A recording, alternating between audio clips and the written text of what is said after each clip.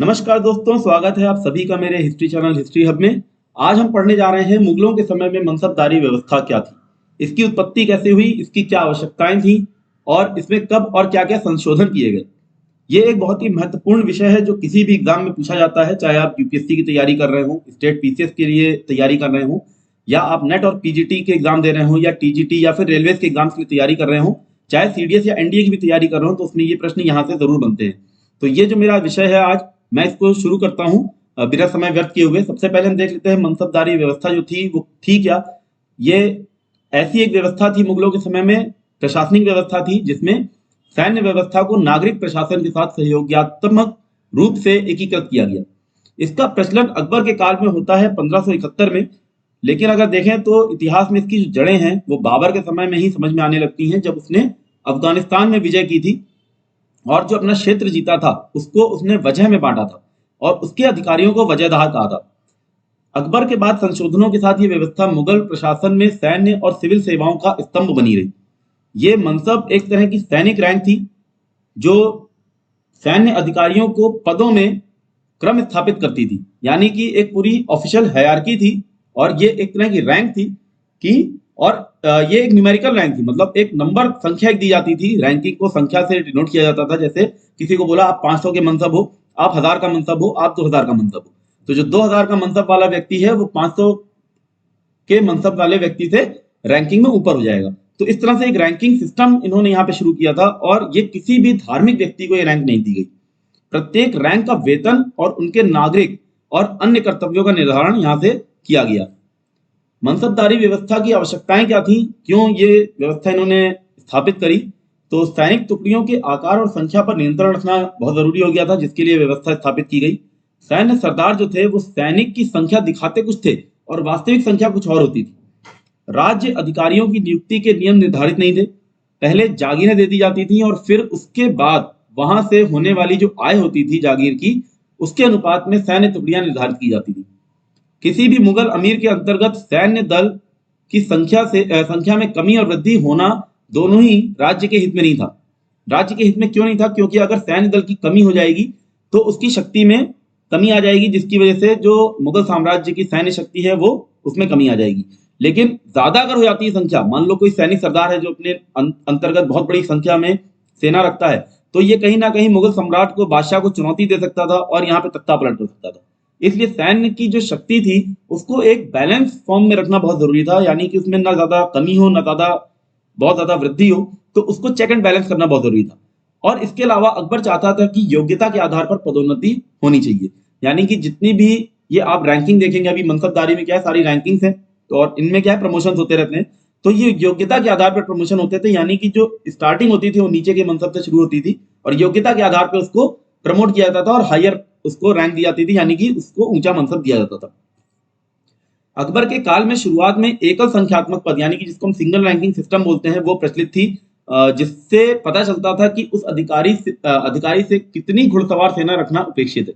यानी कि उसको एक रैंक दे दी, बोला आपके 500 का मनसब है, सिंगल रैंकिंग सिस्टम है, 500 का मनसब है, तो वो 500 घुड़सवार अपनी सेना में रखता था। हजारी के ऊपर, यानी हजारी जिसका मनसब 1000 से ऊपर है, उसकी पदवी अगर दी गई है किसी अधिकारी को तो उसको उमरा कहा जाता था। उमरा कहा जाता था ऐसे अधिकारी जिनकी पदवी जो है, जिनकी रैंक जो है वो 2000 से ऊपर है, जिसको यानी कि जिसको 1000 से ऊपर का मनसब दिया हुआ है। बर्नियर एक फॉरेन ट्रेवलर है, इसके विषय में मैं पिछले लेक्चर में बता चुका हूँ किस किस तरह से फॉरेन ट्रेवलर्स आते हैं मुगल काल में और क्या क्या वो यहाँ पे अपने जो उन्होंने देखा उसके बारे में लिखते हैं। तो बर्नियर कहता है कि जो उमरा थे उनको अपने पद के अनुसार घोड़े रखना भी जरूरी नहीं था, यानी कि जो हायर रैंक इतनी ज्यादा दी गई 1000 से ऊपर, उनको 1000 यानी कि 1000 घोड़े रखना भी जरूरी नहीं था। जो पेल्सार्ट है और जो मनुकी है या फिर बनियन है, वो इनकी शान और शौकत के विषय में बहुत विस्तार से लिखते हैं। 1000 से नीचे लेकिन 20 से ऊपर की जो पदवी होती थी, ऐसे व्यक्तियों को मनसबदार कहा जाता था। इसलिए बर्नियर जो है वो मनसबदारों को निम्न श्रेणी के उमरा कहता है। अबुल फजल के अनुसार अकबर के शासनकाल के 18वें वर्ष से दाग का प्रचलन शुरू हुआ। अब ये दाग प्रथा आपको पता होगी शायद, या नहीं पता है तो मैं बता देता हूँ। अलाउद्दीन खिलजी के समय में हम इसका सबसे पहला उल्लेख पाते हैं। Alauddin Khilji branding of forces के लिए जाना जाता है सल्तनत काल में। तो दाग प्रथा क्या है, हर एक घोड़े के ऊपर एक सील लगाई जाती थी जिससे पता चलता था कि ये जो घोड़ा है ये किस मनसबदार के अंतर्गत है। इसका फायदा ये था कि एक ही मनसबदार जो है वो अपने सारे घोड़ों को जब पेश करता था निरीक्षण के लिए, तो दूसरा मनसबदार उसके घोड़ों को नहीं कर सकता था पेश, यानी कि एक ही घोड़ा दोबारा जो है वो निरीक्षण के लिए नहीं लाया जाता था। युगल पदों की जो शुरुआत है वो अभी नहीं हुई थी, प्रचलन नहीं था, यानी डुअल रैंकिंग सिस्टम जिसको हम बोलते हैं जत और सवार। अब ये जत और सवार जो है ना, ये सबसे ज्यादा महत्वपूर्ण है इस पूरे मनसबदारी प्रथा में, सिस्टम में। क्यों जरूरी है? क्योंकि यहाँ से हमको श्रेणियों का पता चलता है, और यहाँ से जत और सवार जब आना शुरू होते हैं तो यहाँ पे डुअल रैंकिंग आती है। और बदायूनी कहता है इसकी आवश्यकता क्यों पड़ी। वो बोलता है कि मनसबदार जो है वो प्रशिक्षित सैनिकों के स्थान पर आम लोगों को हाजिर कर देते थे, जिसकी वजह से सवार पद की व्यवस्था की गई। अब इसमें क्या किया गया, जो मनसब का जो रैंकिंग है उसमें जत और सवार दो तरह की पदों को दिया गया, और ये दोनों के दोनों पद जो है वो एक ही व्यक्ति को दिए जाते थे, इसीलिए इसको बोला गया है युगल पद। इसको बहुत अच्छे से मैं एक्सप्लेन कर देता हूँ, बहुत जरूरी है इसको समझना, क्योंकि पूरी मनसबदारी जो सिस्टम है वो पूरा का पूरा इसी के ऊपर टिका हुआ है। मनसब पद को अब जो है वो जब्त कहा जाने लगा, यानी कि जो मनसब पद था, जो रैंकिंग थी, उसको जब्त कहा जाने लगा, जिससे जो है मनसबदार की व्यक्तिगत पदवी का पता चलता था और उसको कितना वेतन देना है। वेतन यानी कि तलब खर्च, मुगल एडमिनिस्ट्रेशन में अगर देखें तो वेतन को तलब खर्च बोला जाता है, तो तलब खर्च कितना देना है और रैंक उसकी क्या है, ये हमको पता चलता था जब्त से। यानी कि अगर उसकी जब्त जो है वो 5000 है, तो यानी कि उसकी रैंक है 5000। और सवार जो है वो उसकी श्रेणी बताता था, वो जो मनसबदार है वो किस श्रेणी का है, और इस सवार के अनुसार उसको घुड़सवार रखने होते थे। जितनी उसकी सवार की रैंक है उतने उसको घोड़े रखने होते थे। तो मान लीजिए किसी मनसबदार की जो जत रैंक है वो है 5000 और सवार रैंक है 4000, तो जो पूरा पदानुक्रम है, जो पूरी ऑफिशियल हायरार्की है, उसमें उसकी रैंकिंग 5000 हो जाएगी और उसको 4000 घोड़े रखने अनिवार्य होंगे। इन घुड़सवारों को रखने के लिए उसको अलग से भत्ता मिलता था, जिसको हम तबीनन बोलते हैं। अब ये जो दो चीजें हैं यहाँ पे, उसको जो व्यक्तिगत सैलरी मिल रही है मनसबदार को, वो उसको मिलती है जत के हिसाब से, जो उसकी पर्सनल सैलरी है, जिसको वो खर्च नहीं कर रहा अपनी सेना के ऊपर। और जो घुड़सवार वो रख रहा है सवार की जो उसकी पद है, जो उसकी रैंकिंग है उसके अनुसार, और उसको मेंटेन करने के लिए अलग से एक भत्ता मिलता है जिसका नाम है तबीनन। तो मनसबदार जो थे, इनको सवार पद के आधार पर 3 श्रेणियों में बांटा गया। पहला था जब जत और सवार पद की संख्या बराबर हो, यानी कि अगर उसकी जत संख्या है 500 तो उसकी सवार संख्या भी 500 है, यानी कि उसकी जो रैंकिंग है वो 500 है और उसको सवार भी 500 रखने हैं। दूसरा दिया था श्रेणी के जो मनसबदार थे, वो सवार पद की संख्या जत की संख्या से कम किंतु आधे से अधिक उनकी होनी चाहिए। यानी कि अगर उसकी जत की संख्या है 500 तो उसको 250 से ज्यादा घोड़े रखने हैं, और जो उसकी जत संख्या उससे कम रख सकता है, यानी कि 500 से कम और 250 से ज्यादा उसको घोड़े रखने अनिवार्य है। तीसरी जो श्रेणी थी वो थी सवार पद की संख्या जत की संख्या के आधे से भी कम, या सवार पदवी मिली हो या ना मिली हो, ये सारे तीसरे मनसब में आते थे। यानी कि कोई ऐसा मनसबदार भी था जिसको जत की रैंकिंग तो दे दी मगर सवार की कोई रैंकिंग नहीं दी, यानी कि उसको घोड़े रखने अनिवार्य नहीं है, उसको एक रैंकिंग दे दी है खाली, तो ये भी तीसरी श्रेणी में आते थे। या फिर वो मनसबदार जिनको जत रैंकिंग दी हुई है मान लीजिए 500 और उनको सवार रैंकिंग उनकी 250 से कम है, यानी कि आधे से भी कम उन्होंने घोड़े रखे हुए हैं। तो 3 तरह की श्रेणियां बांटी गई, जिनके आधार पे उनको घोड़सवार रखने होते थे, कितनी सेना रखनी होती थी, ये सब यहां से डिसाइड होता था। कुछ महत्वपूर्ण तथ्य हैं, जैसे अबुल फजल ने आईने अकबरी में 66 मनसबों का उल्लेख किया है, किंतु व्यवहार में 33 मनसब ही प्रदान किए जाते थे। सभी मनसब यहां तक कि 10-10 जत और सवार भी बादशाह प्रदान करता था।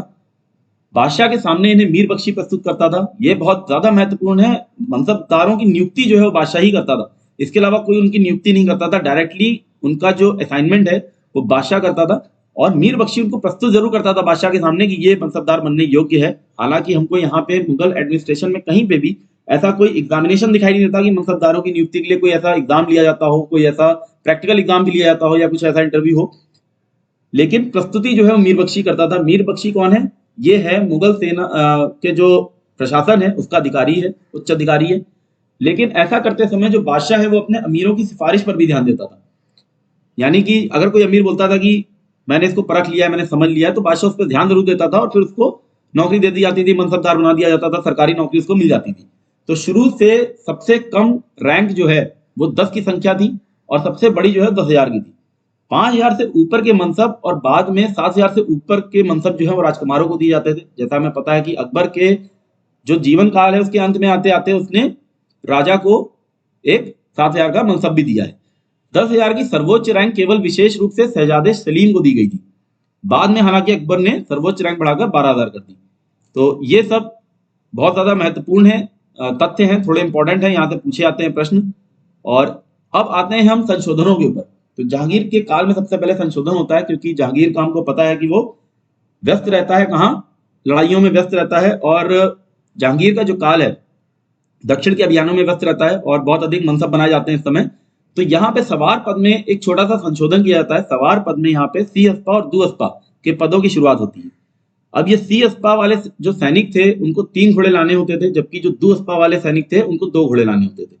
इसी तरह से जो यक अस्पा वाले सैनिक थे उनको 1 घोड़ा दाग के लिए लाना पड़ता था। अब ये होता क्या है, दू अस्पा सू अस्पा, जैसा कि मैंने आपको इससे पहले श्रेणियां बताई थी कि सवार की और श्रेणी थी वो क्या थी, 3 श्रेणियां थी। इसमें से कोई भी ऐसी श्रेणी आप नहीं पाएंगे जिसमें सवार की जो संख्या है वो जद की संख्या से ज्यादा हो। यानी कि ये एक नियम बनाया हुआ था कि जो भी जद की संख्या है, जो भी जद की रैंकिंग है, उससे ज्यादा सवार की रैंक नहीं हो सकती। यानी कि अगर जद की रैंकिंग 5,000 है तो सवार की रैंकिंग जो है 5,000 से ऊपर नहीं हो सकती। लेकिन अगर किसी मनसबदार को हमको रैंक नहीं बढ़ानी है उसकी, मतलब उसको बहुत ज्यादा पावर्स नहीं देनी है, उसको सोशल हायरार्की ऑफिशियल हायरार्की में, यानी कि जो आधिकारिक पदानुक्रम है उसमें उसको ऊपर भी नहीं लाना है, लेकिन उसको हमें एक खास सेना देनी है, बड़ी सेना देनी है। तो इस केस में क्या किया जाए, तो यहाँ पे दू अस्पा और सी अस्पा की प्रणाली को शुरुआत किया जाता है। यानी कि इसमें सवार की जो रैंक है और जो जद की रैंक है उसमें कोई छेड़छाड़ नहीं होती है, बस खाली उसको एक्स्ट्रा जो घुड़सवार है उसको रखने की उसको अनुमति दी जाती है और उसके लिए उसको अलग से भत्ते दिए जाने शुरू किए जाते हैं। तो ये जो पूरी प्रणाली है शुरू होती है जहांगीर के समय में। अब्दुल अजीज के अनुसार दू अस्पा और सी अस्पा बहुत ही दुर्लभ पद था जो कम मनसबदारों को मिलता था। इस पद के प्राप्तकर्ताओं को अतिरिक्त घुड़सवार रखने के लिए विशेष रूप से भत्ता भी मिलता था। तो ये किस लिए दिया जाता था, जैसे अगर जो बादशाह है वो किसी से बहुत ज्यादा खुश है, या अब जितना वो घुड़सवार रखेगा मनसबदार उसकी प्रतिष्ठा उतनी ज्यादा बढ़ेगी, तो उसको घुड़सवार एक्स्ट्रा रखने के लिए दे दिया, उसको भत्ते दे दिए। तो इसलिए ये शुरू किया गया था। इसके बाद हम आते हैं शाहजहां के समय के संशोधन। तो सबसे पहले मैं आपको बता दूं, वास्तविक आय जिसको हासिल बोलते हैं और अनुमानित आय जिसको जमा बोलते हैं, इसका क्या महत्व है इस पूरे मनसबदारी प्रथा में। क्योंकि मनसबदारों को जो सैलरी मिलती थी, जो वेतन मिलते थे, वो 2 तरह से मिलते थे। एक तो नगद मिलता था और एक उनको जागीरें प्रदान कर दी जाती थी, यानी कि जागीर से जो राजस्व आ रहा है वो उनके अंतर्गत दे दिया जाता था। तो अब जागीर से जो राजस्व आ रहा है, जो एक्चुअल जो रेवेन्यू जनरेट हो रहा है, जो एक्चुअली मिल रहा है, उसको बोला गया है हासिल, यानी कि जो वास्तविक आय है। लेकिन उससे पहले अनुमान लगाया जाता था कि जागीर से कितना रेवेन्यू आएगा, क्योंकि रेवेन्यू कब मिलेगा हमको, राजस्व कब मिलेगा, जब वो पूरी की पूरी अपनी क्रॉप्स को बेच देंगे, और जो कि 6 महीने लगेंगे जिसमें। तो एक अनुमान लगा लिया जाता था मोटा मोटा कि इस जागीर से इतना हमको राजस्व मिलने वाला है, उसके हिसाब से वो जागीर जो है एक मनसबदार को नियुक्त कर दिया जाता था, उसके अंतर्गत दे दी जाती थी कि वहां से जितना भी राजस्व आएगा वो आपके सैलरी बन जाएगी। लेकिन हमेशा ऐसा होता था कि जो अनुमानित आय होती थी वो वास्तविक आय से ज्यादा होती थी। यानी कि जो वास्तविक में एक्चुअली में जो मिलता था रेवेन्यू, जो राजस्व मिलता था वास्तविक में, वो हमेशा अनुमान से कम होता था, जिसकी वजह से जो मनसबदार थे उनको वेतन में कमी हो जाती थी उनकी, और ये उनकी हमेशा हमेशा से शिकायत रही है। तो शाहजहां के समय में इसमें बहुत अच्छा इन्होंने एक सोचा, शाहजहां ने सोचा कि किस तरह से इसको सॉल्व किया जाए। तो शाहजहां ने जागीरों को शीश माह और तिमाही जागीरों में बांटा। वो जागीरें जिसमें राजस्व वसूली जो है 50% होती थी उसको शीश माह बोला, और जिसमें वसूली जो है वो 1/4 होती थी उसको तिमाही बोला। इसके अनुसार जो जागीर मनसबदार को मिलती थी उसी के अनुपात में उसके दायित्वों में कटौती कर दी जाती थी, किंतु पद की गरिमा बनी रहती थी। केवल उसके दायित्वों की कटौती कर दी जाती थी, और इसके अलावा मनसबदारों को उनकी जागीरों से दूरी को ध्यान में रखते हुए बिना भत्ता कम किए उनके सवार पद के 1/3 से लेकर 1/5 की संख्या तक घुड़सवार रखने की अनुमति दी जाती थी। यानी कि अगर मान लीजिए जागीर उसकी अलॉट हुई है आगरा में, लेकिन वो जो मनसबदार है उसकी नियुक्ति हो रखी है दक्कन में, तो वो अपनी जागीर से दूर है, तो उसको बोला गया कि वो 1/4 भी अपनी सेना रख सकता है, अपने घुड़सवार रख सकता है, जितनी उसकी सवार पद की संख्या है उससे भी 1/5 1/4 रख सकता है। और यदि वो अपनी जागीर में ही नियुक्ति उसकी हो रखी है तो उसको 1/3 सेना रखना अनिवार्य किया गया। यानी कि उसके भत्ते को कम नहीं किया गया। मान लीजिए अगर उसकी सवार की जो रैंक है वो है 5,000, तो उसको बोला कि आपको जो हम भत्ता देंगे वो 5,000 घोड़ों का ही देंगे, लेकिन आपको घोड़े रखने कितने, 5,000/4, यानी कि लगभग 1250 घोड़े रखने हैं, लेकिन आपको जो वेतन मिलेगा, जो भत्ता मिलेगा वो 5,000 घोड़ों का मिलेगा।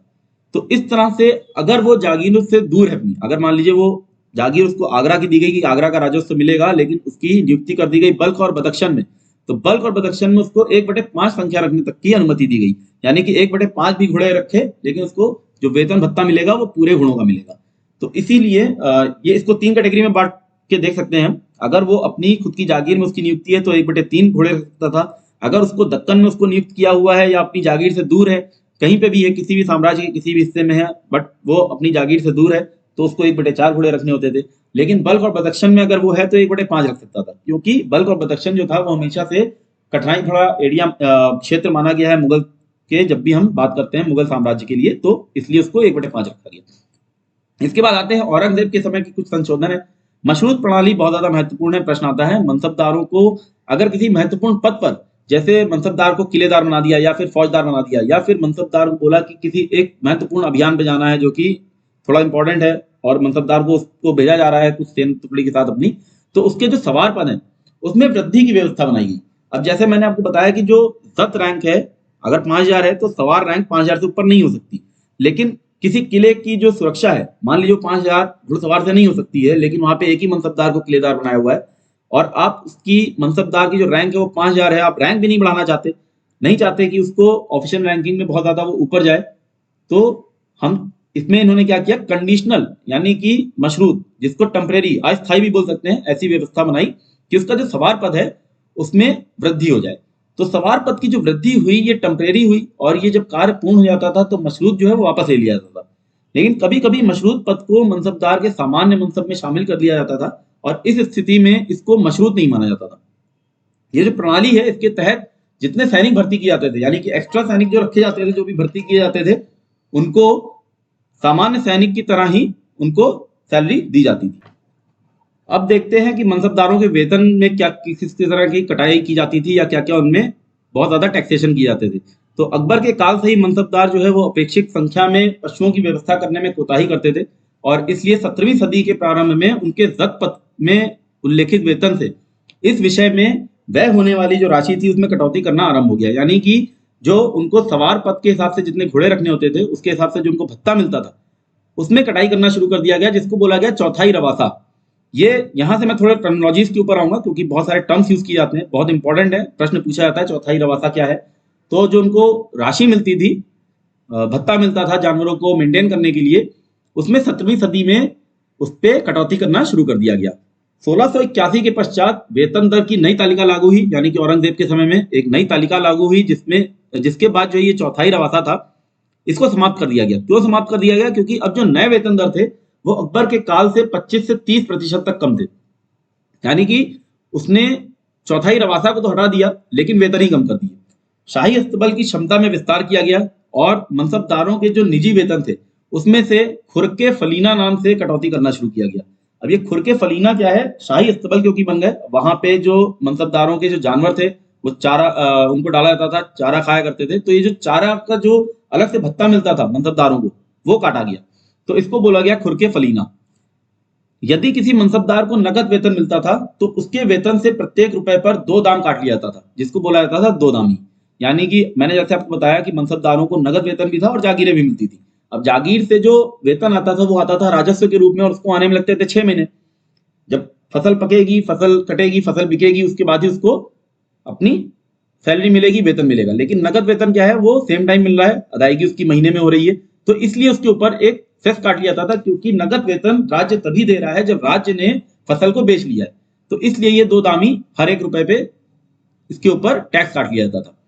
कुछ भी गड़बड़ी करने पर मनसबदारों को जुर्माना देना पड़ता था, जिसे जरिमाना कहा जाता था। अब ये जुर्माना किस लिए देना पड़ता था? जैसे कभी मान लीजिए निरीक्षण के लिए वो अपने सही समय पे नहीं पहुंच पाया सारे सैनिकों को लेके, या पूरा का पूरा जो दाग और चेहरा उसने हुलिया जो लिखवाया था, जो चेहरा बनवाया था अपने सैनिकों का, वो सैनिक को उपस्थित नहीं कर पाया, तो उसके ऊपर उसको जुर्माना लग जाता था। तो ये इसको बोला जाता था, इस जुर्माने को जरिमाना।